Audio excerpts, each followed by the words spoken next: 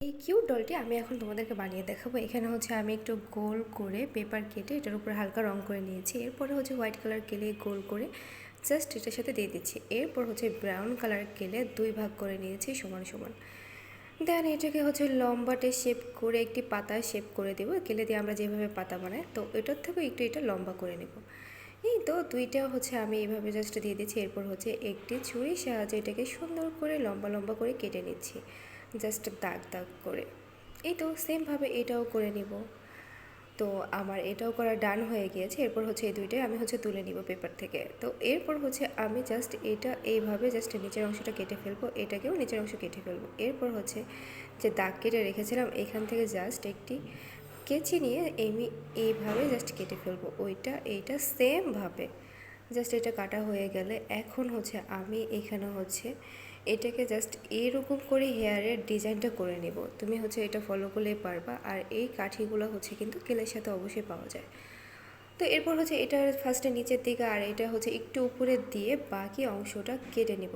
মাথার যে অংশটা থাকে ওইটাকে হচ্ছে জাস্ট গোল করে জাস্ট এইভাবে কেটে নিতে হবে। তো এরপর হচ্ছে আমি ব্ল্যাক কালার কেলে নিয়ে নিয়েছি। আর এই ব্ল্যাক কালার কেলে দিয়ে হচ্ছে ছোট ছোট দুইটি চোখ বানিয়ে নেব ফার্স্টে বল করে। দেন এটার উপরে এনে হাত দিয়ে টেপ করে দেবো। এই দেখো দুইটি চোখ হয়ে গেলে এরপর হচ্ছে আমি একটি পেন দিয়ে জাস্ট চোখের সাথে যে পিসিগুলো এই দুইটা হচ্ছে দিয়ে দেবো। 3টা করে পিসি জাস্ট এখানে দিয়ে দিচ্ছি আমি।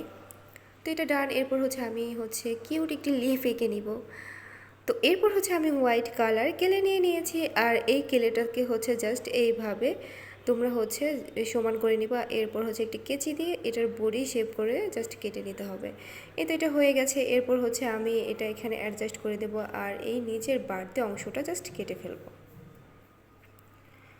তো এটা কাটা ডান। এরপর হচ্ছে আমি ডলের জন্য 2টা হ্যান্ড বানাবো। আর হ্যান্ড বানানো খুবই সহজ, জাস্ট এইভাবে লম্বা লম্বা করে 2টা হ্যান্ড বানিয়ে নিলে হবে। আর এখান থেকে একটু কেটে জাস্ট এইভাবে অ্যাডজাস্ট করে দিয়েছি। এই দেখো এটাও সেমভাবে আমি জাস্ট অ্যাডজাস্ট করে দিব।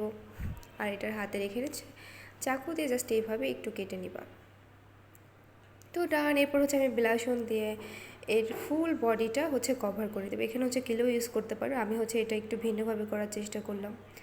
এই দেখো জাস্ট এইভাবে কালার করে নিবা ফুল বডিতে।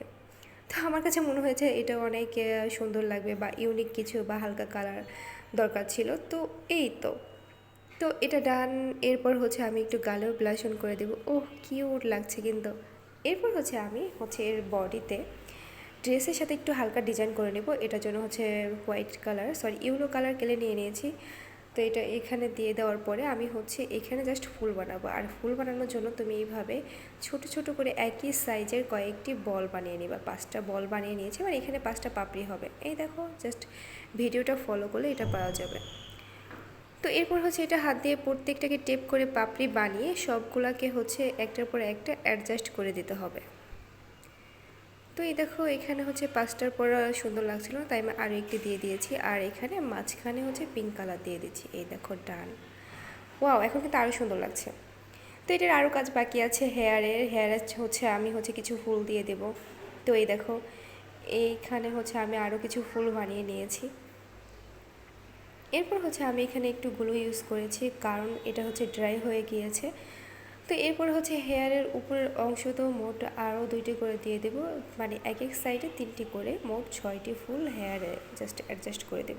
তো তোমাদের এই ভিডিওটি কেমন লাগলো, ভালো লাগলে অবশ্যই চ্যানেলটি সাবস্ক্রাইব করে দিবে। টাটা।